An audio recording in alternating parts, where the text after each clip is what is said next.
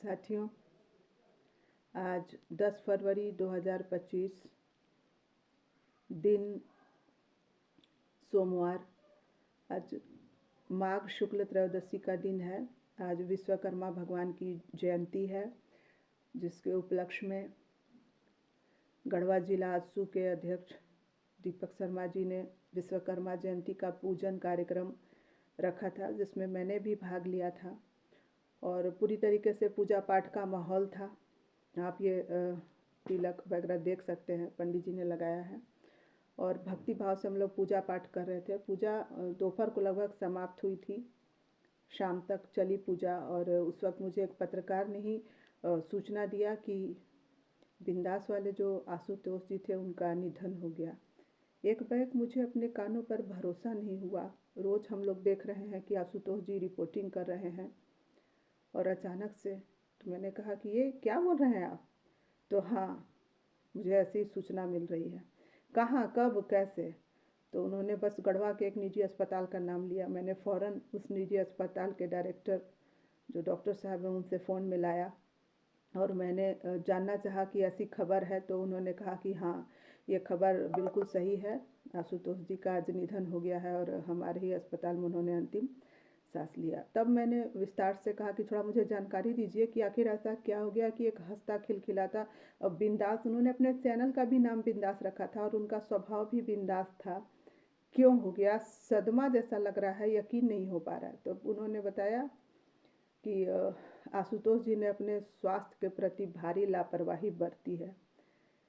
वक्त तो नहीं है ऐसा कहने का, लेकिन अफसोस हो रहा है। आशुतोष जी को अभी जाना नहीं था, लेकिन उन्होंने अपने स्वास्थ्य के प्रति लापरवाही बरती है। जो लोग इस बात को समझ रहे हैं, उनसे मैं आग्रह करूंगी कि कृपया आप लोग अपने स्वास्थ्य के प्रति लापरवाही न बरतें।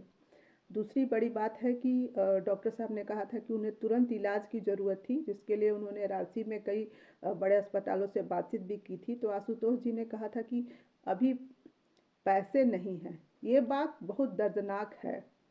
जो निजी रूप से जो पत्रकार हैं, अगर उनको कोई मेडिकल इमरजेंसी होती है तो उनके पास इलाज कराने के लिए पर्याप्त पैसे नहीं होते। और वो जो फील्ड रिपोर्टर हैं, जो निजी चैनल चला रहे हैं, वो इस बात के लिए कहाँ मदद मांगेंगे, किसको कहेंगे? मतलब एकदम मन व्याकुल सा हो रहा है कि एक पत्रकार कितना अकेला और लाचार हो जाता है कि अगर उसको मेडिकल इमरजेंसी हो जाती है।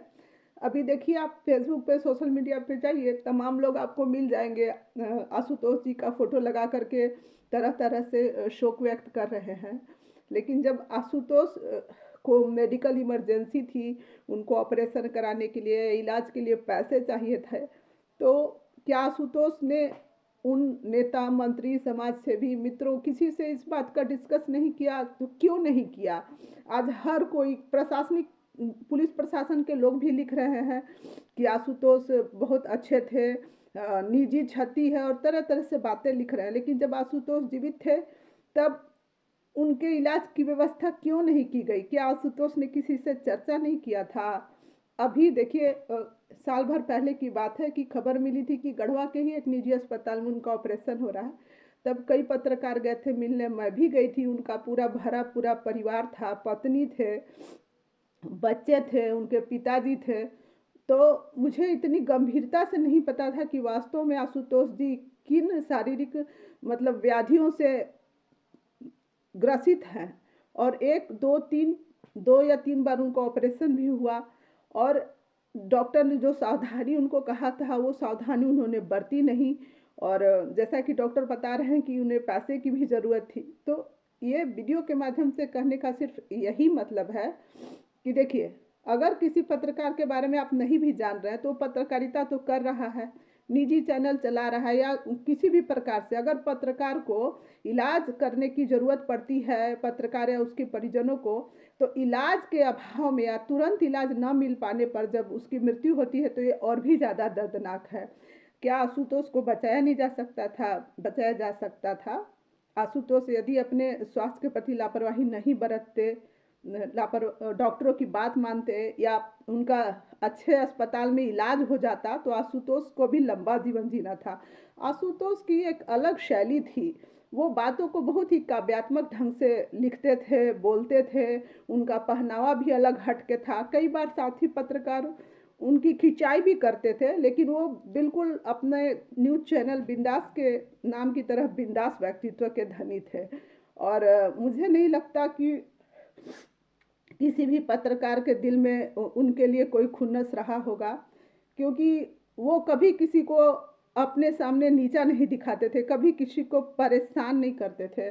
मेरे से भी मैंने भी उनसे बातचीत बहुत नहीं की थी, या बिल्कुल बातचीत नहीं ही थी, लेकिन वो होता है ना कि हम लोग फील्ड में एक दूसरे को काम करता देख रहे हैं। और आज मुझे सच में बहुत अफसोस हो रहा है और एक सदमा सा ही लग रहा है। कुछ करना चाहिए अफसोस जताने से पहले। अब देखिए, इस वक्त में सबसे, चाहे वो पत्रकार हैं, पुलिस प्रशासन है, नेता मंत्री हैं, समाज सेवी हैं, उन सबसे मैं कहना चाहूँगी कि पत्रकारों की इलाज के लिए कम से कम एक धन संचय होना चाहिए। और अगर आपको पता चलता है कि किसी भी पत्रकार को मदद की ज़रूरत है, तो उसके मांगने से पहले उसकी मदद कीजिए। किसी की मौत के बाद बस फेसबुक पर या दूसरे सोशल मीडिया पर अफसोसजनक पोस्ट लगा देने से उसकी आत्मा को शांति नहीं मिलेगी। अगर समय रहते किसी की मदद की जा सके तो वास्तव में कुछ बोल ही नहीं पा रहे हैं, सॉरी। और ईश्वर से बस यही कि आशुतोष की आत्मा को शांति मिले। हम लोग आशुतोष जी को एक अच्छे व्यक्ति और एक बिंदास पत्रकार के रूप में याद करेंगे, और सच में एक क्षति है।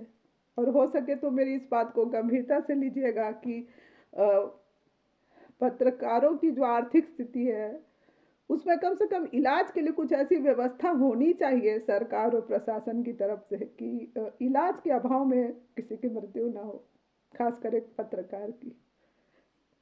Sorry, sorry Ashutosh.